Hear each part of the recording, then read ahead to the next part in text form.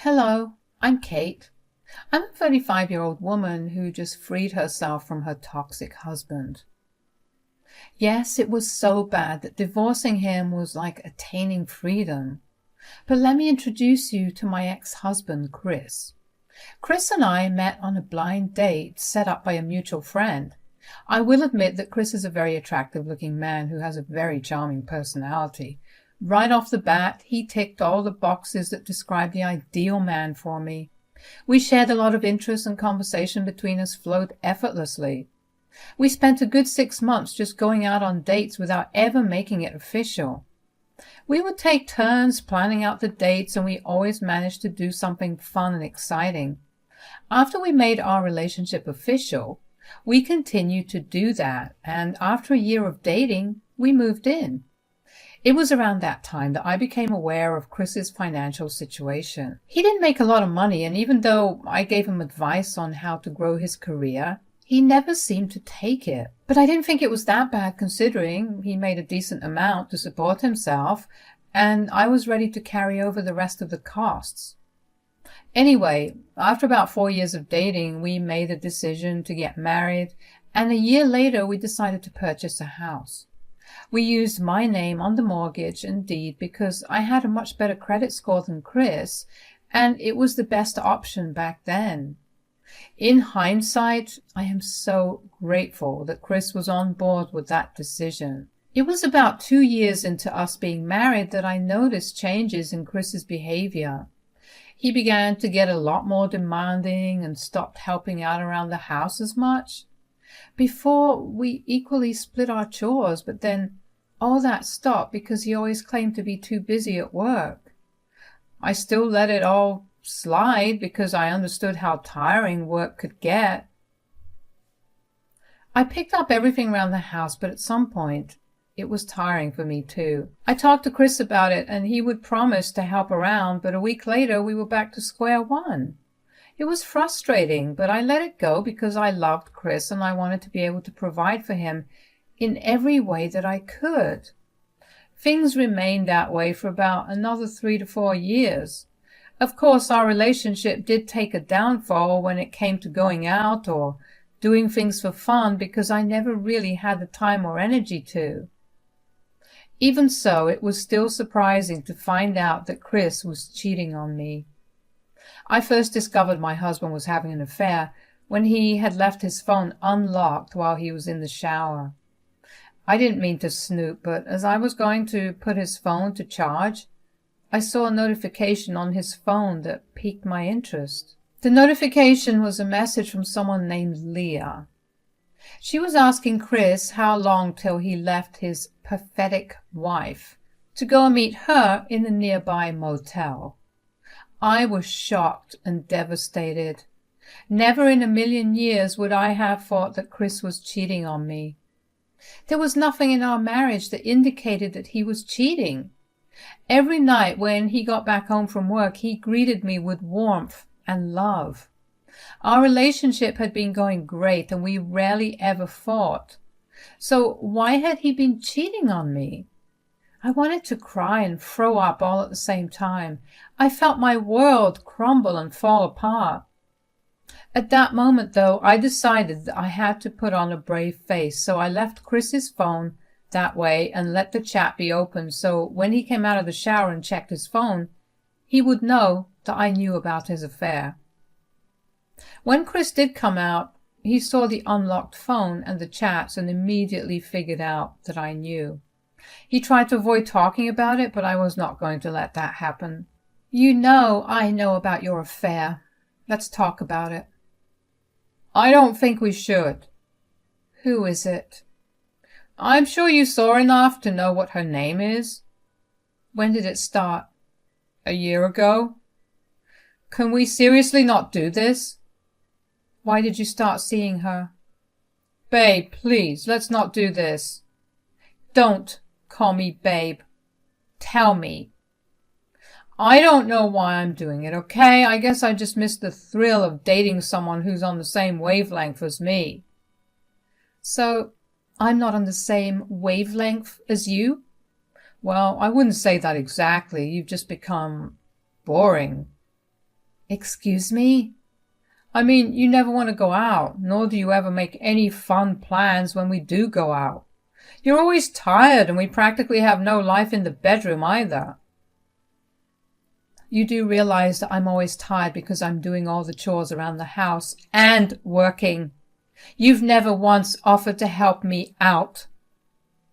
Listen, that's just your duty as my wife. I told you to stay at home, but you refused to. That still shouldn't mean that you don't contribute to the house. I'm the man of the house. I get to do whatever I want. You get to do whatever you want, so you cheat on me? If that's what it takes to have some fun, then I will. I was hoping that we could talk about this and maybe start repairing our relationship, but clearly that is not going to happen. I don't think anything will change you being boring. I'm happy to stay married, but I will continue to see Leah. I need to be away from you for a while. I'm going to sleep in the other room. I couldn't bear to be in the same room as Chris the longer he spoke. It was clear that he was unapologetic. Aside from the fact that he didn't even want to talk about it, he made it abundantly clear to me that he did not view me as anything but a wife, whom he expected to do everything for him. Chris had never been one to have archaic views on gender roles, but there he was. I had a sneaking suspicion that it had to do with all these podcasts that he was listening to that involved a bunch of these men talking about how women have become too vocal and need to be put back in their place. It was sad to see Chris turn into one of those men, but it was equally heartbreaking to see him not even realize what he was turning into. I heard the main door open and shut shortly after. I went to the guest bedroom and I knew that Chris had left to meet his mistress. It was then that I finally broke down crying. I knew I couldn't spend the night all by myself. I was alone and hurting, and I needed someone to hold me. I called over my best friend, Cass. Cass heard me crying over the phone and came over in a heartbeat. She brought with her tubs of ice cream, and she held me while I cried for a long while. She didn't ask me what was wrong, but she just silently held me. Once I managed to calm myself down enough, I told her about what I had found out. Chris is cheating on me. What? Are you sure? Definitely. How do you know? His phone was unlocked, and I happened to see him get a message from a woman who asked him when he was leaving his pathetic wife to go and meet her. What the hell? Did you talk to him about it? Oh yeah, I did. He didn't want to talk about it, but I forced him to. Turns out he's been cheating on me for a year because I became too boring. Boring? What does he even mean by that? He thinks I'm too tired all the time and that I don't do anything fun with him because of that. Don't you do everything around here? Yeah, I do. Which he didn't think was a big deal because that was supposed to be my duty as a wife. Wow. All right then. His duty as the husband should have been to go serve his country, but here he is, cheating on his wife. Cass, I'm just saying that his argument is stupid. Did he even try to apologize? Not for a second. He just blamed it on me and went to spend the night with Leah. Good, because I swear if I saw him, I would have wrung his throat. But do you know what you want to do now? Not really. Chris said he didn't mind being married, but I definitely don't want that. Great. I'll help you with everything after that. Why don't you come stay with me until everything settles down? That would be amazing. Thanks a lot, Cass. I'll always have your back, Kate. We spent the rest of the night just relaxing and watching a bunch of our favorite movies. I didn't forget about what had happened, but I did manage to distract myself long enough. The next morning, Cass helped me pack a bunch of my things up to take over to her place. While at her place, I decided to make the horrible decision to look Leah up.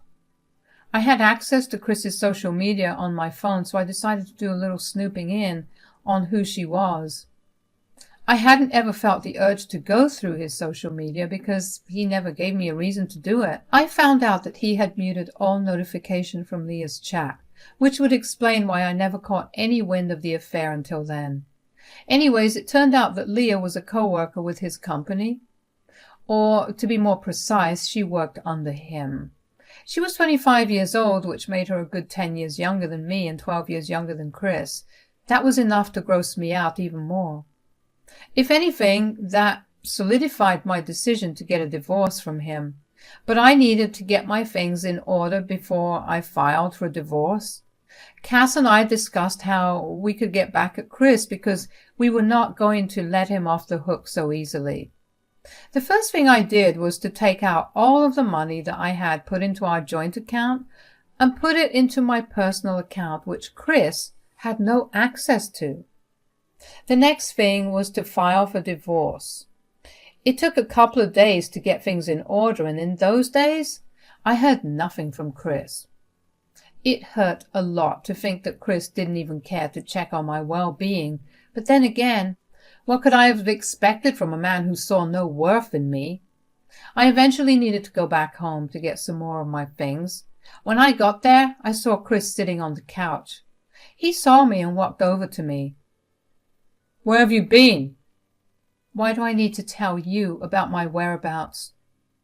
"Do you even know how worried I had been?" "And yet I didn't receive a single phone call from you. Don't try to play nice right now." "Do you really have to be such a jerk right now?" "I'm sorry, but I only recently found out that my husband was cheating on me because he thought I was too boring for him, and he seemed very unapologetic about it. Excuse me for being rude." "The sarcasm just never ends with you, huh? I was just concerned about you, especially since you withdrew such a large amount from our joint account." "Yeah, I took it because I put all that into the account. Why should I let you spend my money?" "Who do you think you are to do that? You will put that money back or—" "Or what, Chris? You cheat on me with another woman? I don't care." "No, I'll kick you out. I'll move in with Leah and I'll have my sister move in here." "That's the most absurd thing I've ever heard." "Well, try me if you want. Put that money back in 2 hours or everything I said will happen by tomorrow." I didn't say another word to him after that. I just went to our room, packed up the rest of my clothes and other things, and made my way back to Cass's place. Once there, I told her all about my encounter with Chris. She was rightfully angry with me, and she told me that we needed to contact a lawyer. Cass had a friend who was a lawyer, and we asked him for advice. He asked whose name the house was under, and I said mine. Both the mortgage and the house title had only my name on it. I was the only one who paid the mortgage. It happened to be that way because I worked in a very niche field that paid a lot of good money. I easily made 3 times more than Chris, and we figured that was the best way to go about getting a house. Since that was the case, the house was mine. Everything that the house required was bought by me. The lawyer said that if we divorced, the house would be under my name anyway, so it wouldn't matter. And if Chris's sister moved in, all I had to do was submit an eviction notice to her, considering she did not have my consent to live there. I felt a breath of relief upon hearing that nothing could harm me in any way. True to his word, Chris called me the next morning to tell me that his sister had moved in because I hadn't deposited the money back into our account. I didn't say much to him, which angered him, and he hung up the phone. Upon the lawyer's advice, I also made sure to record every conversation I had with Chris, as anything could be used as evidence if needed. All that was left to do was follow my plans of action. I say plans because there were 2 ways of how things could have played out. Either I hand Chris's sister, Candy, the eviction notice, and she does or she does not move out, and I sue her. Either way, I was winning. I knew that the latter would end up happening, though, because Candy and I didn't gel well together. Candy always harbored this hatred for me. She always tried to one-up me in everything. to the point where if she knew I was going to do or wear something, she would do or wear the same thing, but more extravagantly, so she would have all eyes on her. She even tried to sabotage Chris and I's wedding that day. We had gotten into a large number of fights over the years, which resulted in me going low contact with her. I only ever interacted with her because Chris begged me to. He was very overprotective of her and always spoiled her senselessly. Of course, when she found out about all the things I had achieved, she was furious and upset that she wouldn't be able to upstage me in that area.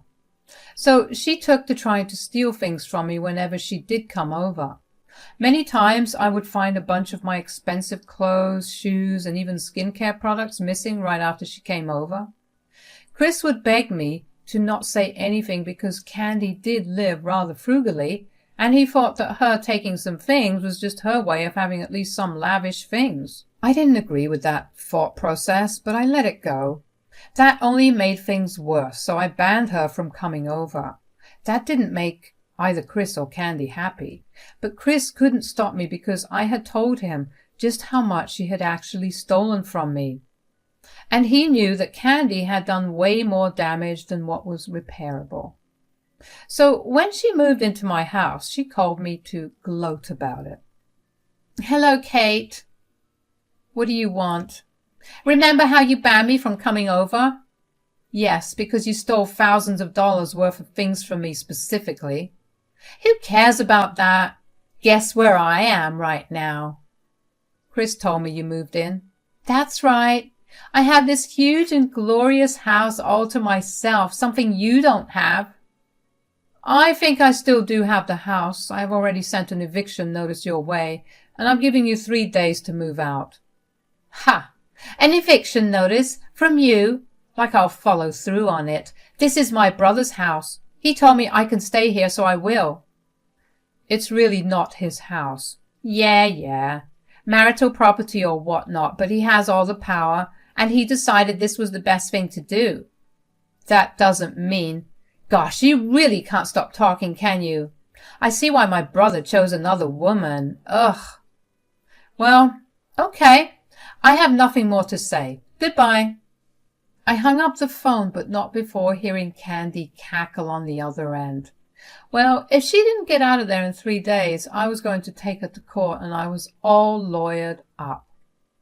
Candy must have told Chris about our call because an hour after I had hung up the call on Candy, he yelled at me for having the audacity to send her an eviction notice. But much like the previous time we were on call, I said nothing. Within the next 3 days, 2 things happened. The first was that I had the divorce papers delivered to Chris, and he decided that he wanted to contest it.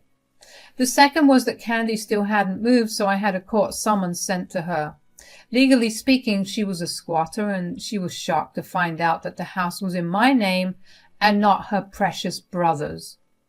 I was there when she got the summons, and she yelled at me for tricking her. I told her that I did no such thing. I had given her ample time, and I had warned her to move out, but she refused to listen. She had to face the consequences of her actions. In court, my lawyer presented all the evidence, the eviction notice, and recordings of phone calls that showed me telling Candy to move out, and her refusing to do so.